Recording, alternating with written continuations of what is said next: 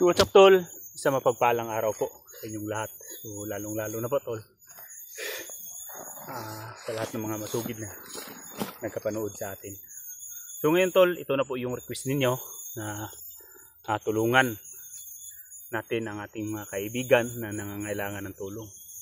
So tol, sobrang dami talaga po ang nangangailangan ng tulong ngayon na mga kaibigan natin na nalagay sa peligro ang kanilang buhay dahil natangay po ng mga bandidong grupo o mga armadong grupo tol na naghari-harian dito sa ating kabundukan, at wala nang ibang iniisip kung hindi manghuli, hingi ng ransom para silang mabuhay. Hindi naman sila nagsikap tol, makumpleto naman sila sana pero hindi sila nagsisikap. So huli pa sila ng mga tao, na mga inosenteng tao, so dinadamay nila. So ngayon tol, so nandito na tayo, papasok na tayo sa area kung saan po ay binigay ni George sa akin na location na dito daw ako dadaan. So kasi ito daw yung entrance o daanan papasok doon sa area kung saan nabihag si Boy Adventure at saka si Paritatski. Ano ba ito ngayon dito? Paritatski. So marami talagang nag-request sa atin. So hindi naman natin yan lahat tol. Sana po maintindihan ninyo, hindi po lahat na lahat ng nag-request na tulungan natin si doon, tulungan natin si ganyan. Hindi po makaya ng ating katawan.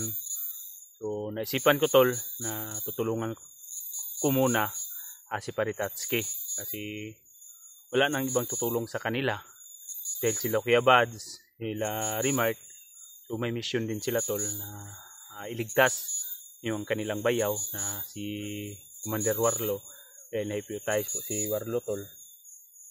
So hypnotize nila Bagnot, so kawawa naman, kailangan talaga mailigtas din nila sa lalong madaling panahon kasi nakita ko yung video tol nila Kuya Bads na umiiyak ang kanyang mga pamangkin dahil miss na nilang ang kanilang papa. So masakit tol isipin na yung mga anak na miss na kanilang papa o kanilang ama, kagaya sa akin tol na sa akin kagabi habang nagpe-prepare ako, tapos ko yung video, sabi pa si Pinunong Liit na sama na daw siya sa akin.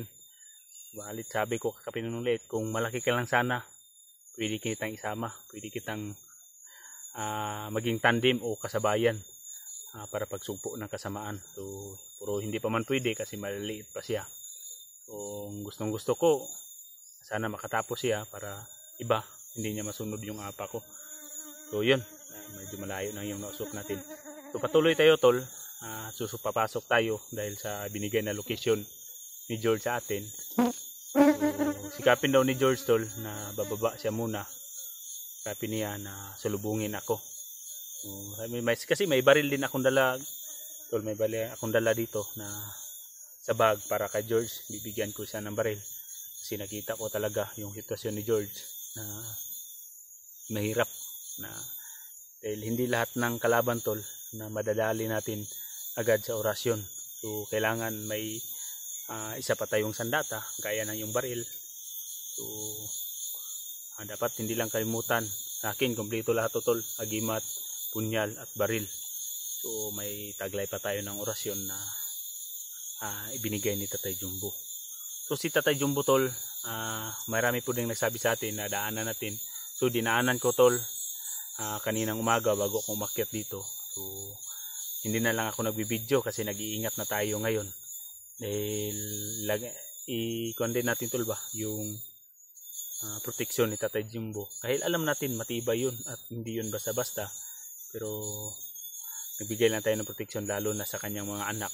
Kumbaga magbibideo ako doon, baka nakasubaybay talaga yung lahat ng mga kalaban natin. So kung baka lulusubin yung bahay o kung ano yung Tatay Jumbo, kanyang mga anak, so delikado. So nag-update na lang ako kanina, dinaanan ko, nagkausap kami, dinagdagan naman niya tol yung agimat natin, pati yung punyal, dinagdagan niya ng lakas ng orasyon, pati yung katawan natin. So, sabi niya mag-iingat lang daw ako dahil alam niya na porsigido, malakas at hindi tayo na basta-basta, pero mag-iingat lang daw dahil hindi lahat daw ng panahon ay sumang-ayon sa atin. So yun po ang kumbaga, isipin natin malaking punto yung sinabi ni Tatay Jumbo na hindi daw lahat ng panahon ay sumang-ayon sa atin. So kung isipin mo tol, kumbaga sa amin sa Bisaya, isang siyang pasumbingay na kinanglan, igmat, at may pinahabol pa siya sa akin tol na istorya. Yung sabi na ang monkey unggoy, ano bang tawag sa Tagalog? Yung unggoy tol, yung monkey. So kahit daw gaano pa kalakas yung bagyo na kumapit na daw yung unggoy sa kahoy, kahit ano daw ang lakas ng hangin na bagyo, kahit ano daw kalakas ng bagyo, kumapit yung unggoy sa puno ng kahoy, so hindi daw yun nahulog, sabi niya. Pero sa normal na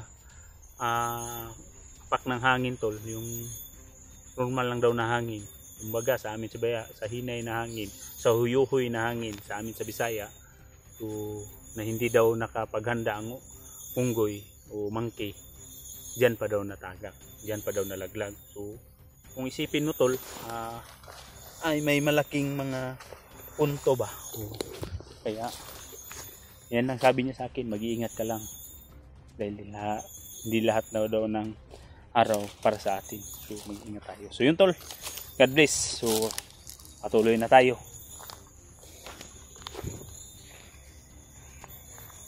Doon kung baga sundan lang natin yung area. So nag-GPS ako tol, GPS ako. So yun, contact natin yung daanan. Hirap tol.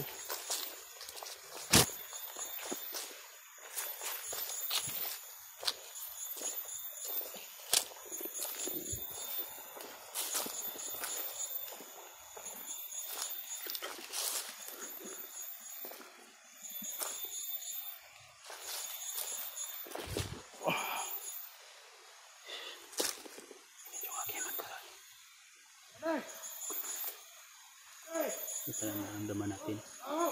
Ang init ng mag-iba.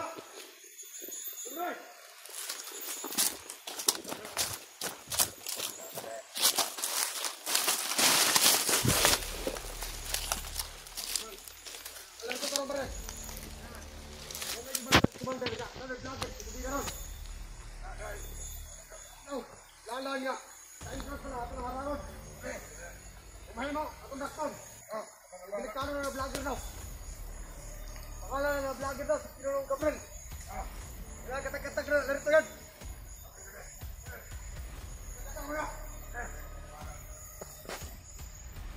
Alam mo pala niya tol, naaakit ako. So kailangan daw nila mag-iingat.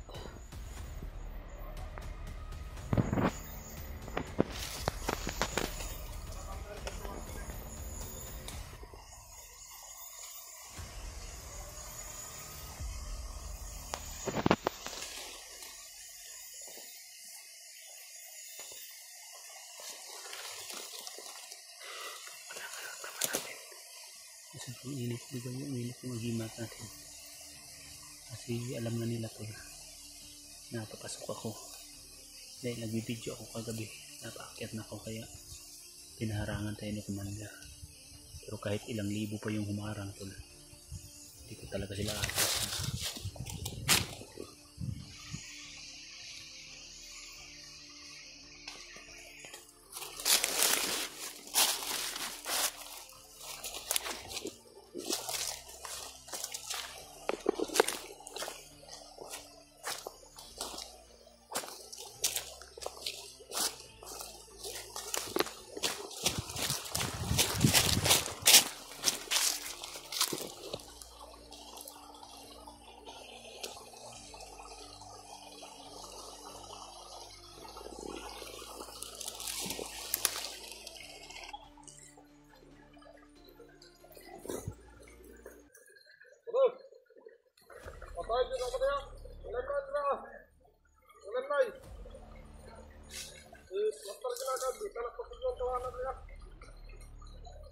Grabe daw na. Naman pa, dito, let's go, dito, naman. Ikaw na tapos pa.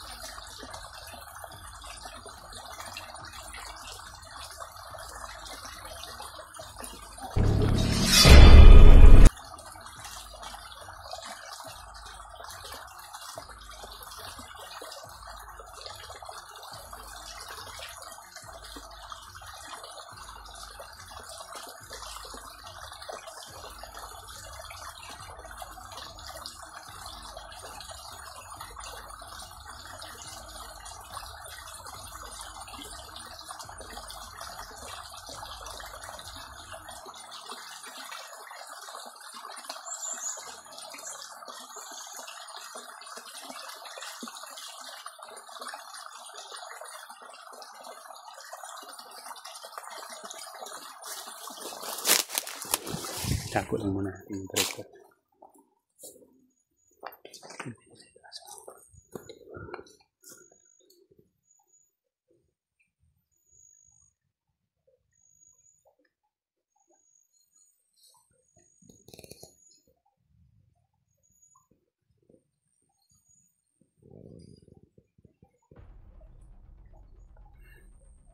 Puro na ka na.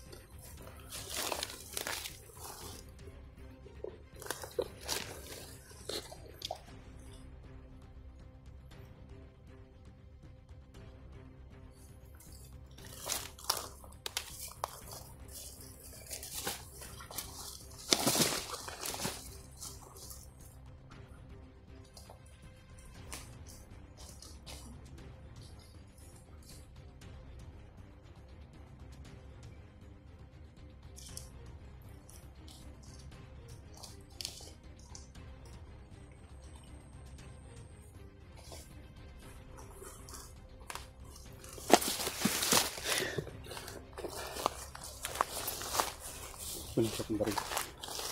Tatago lang muna natin ito. Yung baril.